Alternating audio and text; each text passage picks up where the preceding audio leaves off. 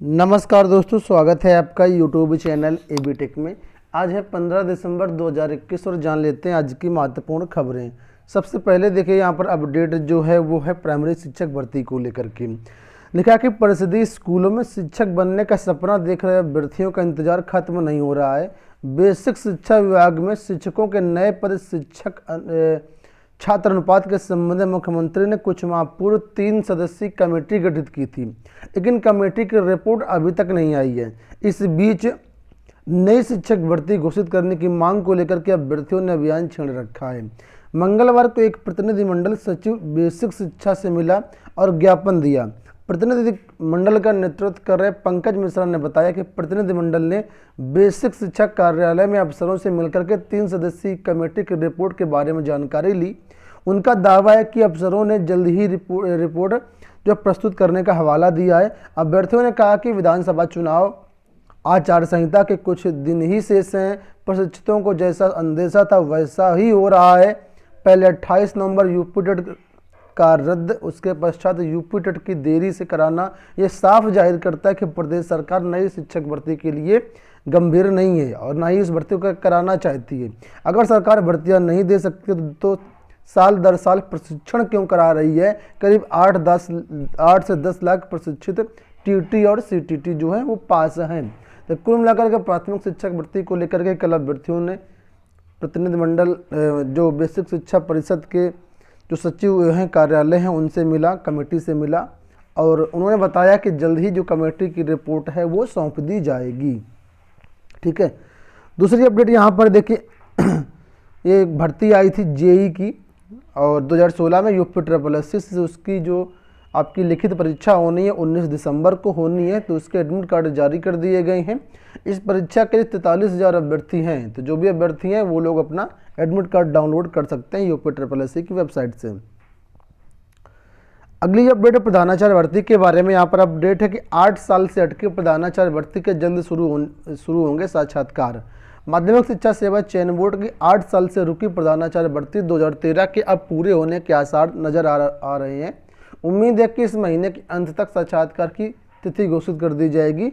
नए साल के दूसरे सप्ताह से इंटरव्यू शुरू हो जाएगा, जो कि 31 जनवरी तक साक्षात्कार पूरा कर लिया जाएगा और इसके बाद 2011 के कानपुर मंडल का साक्षात्कार होगा। कुल मिलाकर के एक उम्मीद जताई जा रही है, लेकिन सब चीज़ें समय से हो जाए तब तो अच्छी बात है, नहीं तो ये समय ऐसे ही बढ़ता जाएगा। बहुत सारे ऐसे जो प्रिंसिपल थे, मतलब जो कैंडिडेट थे जो कि प्रिंसिपल के लिए आवेदन किए थे, वो यहाँ पर पहले ही रिटायर हो गए और भर्ती प्रक्रिया अभी भी पूरी नहीं हो पाई है। ये हाल है यहाँ पर अपडेट है, देखिए लिखा है अंतिम उत्तर कुंजी के लिए न्यायालय जाएंगे छात्र। लोक सेवा आयोग ने कई प्रमुख परीक्षाओं की उत्तर कुंजी जारी नहीं की है, जबकि अंतिम चयन प्रोग्राम जारी किया जा चुका है। इनमें पीसीएस, आरओ, एआरओ जैसी प्रमुख परीक्षाएं शामिल हैं। आयोग की 29 अगस्त 2014 को बैठक में निर्णय लिया गया था कि प्रारंभिक परीक्षा के बाद उत्तर पत्रकों की स्कैनिंग होने पर चारों सीरीज की उत्तर कुंजी जारी की जाए। आपत्तियों का निस्तारण के बाद परिणाम घोषित कर उत्तर कुंजी जारी की जाए। प्रतियोगी छात्र संघर्ष समिति के अध्यक्ष अवनीश पांडे का कहना है कि आयोग अपने ही नियमों को नहीं मान रहे हैं और कई ऐसे जो भर्तियां हैं जिनकी भर्ती कंप्लीट हो चुकी है, लेकिन उसके बाद भी उत्तर कुंजी जारी नहीं की गई है। चलिए बढ़ते हैं अगली अपडेट की तरफ। एक बड़ी अपडेट यहाँ पर है, देखिए आप लोग जानते हैं कि उत्तर प्रदेश में चुनाव होने वाले हैं और चुनाव आचार संहिता जो है कभी भी लग सकती है। तो यहाँ पर देखिए आज के समाचार पत्रों में अपडेट आया है कि जनवरी के दूसरे सप्ताह में चुनाव की घोषणा संभव, यानी 15 जनवरी तक चुनाव की घोषणा के बारे में यहाँ पर कहा गया है। चुनाव आयोग उत्तर प्रदेश में पिछले विधानसभा चुनाव की तरह 7 से 8 चरण में चुनाव करा सकता है। आयोग की योजना जनवरी के दूसरे सप्ताह में चुनाव कार्यक्रम घोषणा करने की है। उत्तर प्रदेश, उत्तराखंड, पंजाब सहित 5 राज्यों में फरवरी मार्च में विधानसभा चुनाव होने हैं। आयोग की टीम बुधवार से चुनावी राज्यों का दौरा करेगी। असली चुनाव जो चुनौती है उत्तर प्रदेश चुनाव की है। 6 जनवरी के बाद आयोग किसी भी दिन चुनाव का कार्यक्रम जारी कर सकता है। तो ये मान लीजिए आपके पास समय बहुत कम बचा है।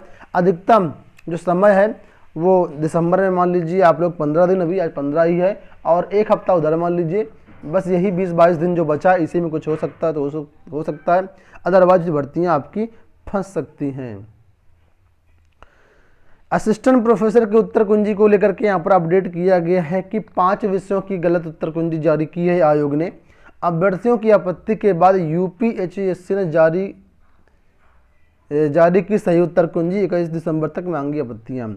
तो 5 विषय कौन कौन से थे उसके बारे में देखिए यहाँ पर लिखा गया है। सारा कुछ लिखा है कि यूपीएचईएससी ने असिस्टेंट प्रोफेसर भर्ती परीक्षा के 5 विषयों की गलत उत्तर कुंजी जारी कर दी। जिस सेट का पेपर नहीं छपा था, आयोग ने गलती से उसी सेट की उत्तर कुंजी जारी कर दी। अभ्यर्थियों ने आपत्ति की तो आयोग ने इसकी जांच करवाई और त्रुटि सामने आने के बाद सोमवार को सही उत्तर कुंजी जारी कर दी है। इन 5 विषयों की संशोधित अंतिम उत्तर कुंजी पर 21 दिसंबर तक आपत्तियां मांगी गई हैं। ठीक है, तो जो भी अभ्यर्थी परेशान थे कि उनका जो पेपर कोड है मैच नहीं कर रहा, आंसर दूसरे हैं, वो यहाँ पर जो है अपना देख लें। सोमवार को नई उत्तर कुंजी जारी की गई है। अब यहाँ पर कौन कौन से 5 विषय हैं जिनकी उत्तर कुंजी गलत जारी हुई थी, तो देखिए यहाँ पर लिखा है इनमें से 5 विषय जो है हिंदी, एशियन कल्चर, भूगर्भ विज्ञान और कीट विज्ञान और अनुवंशिकी एवं पादप प्रजनन विषयों की गलत उत्तर कुंजी जारी की गई थी। तो इनकी दोबारा से उत्तर कुंजी जारी कर दी गई है। 21 दिसंबर तक आप आपत्तियां डाल सकते हैं, तो आप लोग चेकआउट कर लीजिएगा। इलाहाबाद शिक्षक भर्ती के बारे में यहाँ पर अपडेट है कि शिक्षक भर्ती के लिए 22 दिसंबर से शुरू होगा साक्षात्कार। इलाहाबाद विश्वविद्यालय में शिक्षकों के लिए रिक्त पदों पर भर्ती के लिए 22 दिसंबर से साक्षात्कार शुरू होगा। शुरुआत व्यवहार एवं संज्ञानात्मक केंद्र यानी CBCS से हो रही है। इलाहाबाद विश्वविद्यालय की वेबसाइट पर इस केंद्र में असिस्टेंट और एसोसिएट प्रोफेसर के रिक्त पदों का साक्षात्कार कार्यक्रम घोषित कर दिया गया है। जानकारों का कहना है कि इस केंद्र में शिक्षकों की कमी है, शिक्षकों की कम संख्या, इस कारण सबसे पहले इसका साक्षात्कार करवाया जा रहा है। CTT को लेकर के एक अपडेट आई है। देखिए लिखा CTT परीक्षा केंद्र का पता सिर्फ 2 दिन पहले चलेगा। UPTT का पर्चा लीक होने और केंद्रों पर साठगांठ की आशंकाओं को देखते हुए NTA ने केंद्रीय शिक्षक पात्रता परीक्षा CTT में बदलाव किया है। छात्रों को केंद्रों की सूचना पेपर से केवल 2 दिन पहले ही मिलेगी। 1 महीने चलने वाले CTT में छात्रों को भी 15 दिनों तक परीक्षा की जानकारी दी गई है। शेष 15 दिनों के पेपर के लिए शहर और तिथि कुछ दिनों में बाद दी जाएगी। इस बार CTT जो है NTA के माध्यम से हो रही है और 16 दिसंबर से लेकर 13 जनवरी तक ये परीक्षा ऑनलाइन चलेगी। एडमिट कार्ड के 2 चरण हो गए हैं। पहले चरण में 16 से 31 दिसंबर तक के एडमिट कार्ड ही जारी किए गए हैं। तो आपको जो है लिखा है कि यहाँ पर 2 दिन पहले ही परीक्षा केंद्र का पता चल पाएगा। तो यहाँ पर भी वही अपडेट है असिस्टेंट प्रोफेसर उत्तर कुंजी को लेकर के, तो ये ऑलरेडी अपडेट हो ही गई। सीटेट के बारे में एक कल ये महत्वपूर्ण नोटिस जारी हुई है। यहाँ पर आप लोग देख सकते हैं 14 दिसंबर को नोटिस है। और जैसा कि हमने एक वीडियो में बताया था कि नॉर्मलाइजेशन को लेकर के सीटेट का क्या कर रहा है, क्या प्रक्रिया है, तो नोटिफिकेशन में सीटेट ने नॉर्मलाइजेशन के बारे में कोई भी जानकारी नहीं दी थी। जबकि होता ये कि अगर कोई परीक्षा 1 से अधिक पालियों में संपन्न करवाई जाती है तो पेपर के डिफिकल्टी लेवल के अनुसार नॉर्मलाइजेशन की प्रक्रिया भी अपनाई जाती है। तो उसी के बारे में नोटिस जारी हुई है। सीटेट का कहना है कि हम जो पेपर का लेवल है कोशिश करेंगे कि सभी जितने भी सेट बनेंगे, जितने भी एग्जाम होंगे, जितने भी पाली में एग्जाम होंगे, उसमें पेपर का डिफ़िकल्टी लेवल सेम रहे।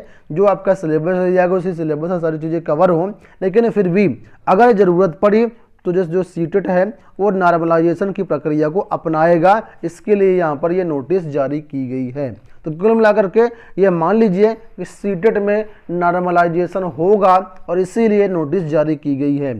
ठीक है, तो नॉर्मलाइजेशन में जिसका कठिन पेपर होगा उसको फ़ायदा मिल जाएगा, उसके नंबर बढ़ जाएंगे। जिसका इजी पेपर होगा उसके नंबर घट जाएंगे। खैर ये प्रक्रिया है, ये तो अपनाना ही पड़ेगा और एक तय नियम के अनुसार, एक तय फार्मूले के अनुसार आपका नॉर्मलाइजेशन होगा। तो दोस्तों ये हो गई आज की सारी अपडेट। आशा करते हैं वीडियो पसंद आया होगा। फिलहाल इस वीडियो में इतना ही। धन्यवाद।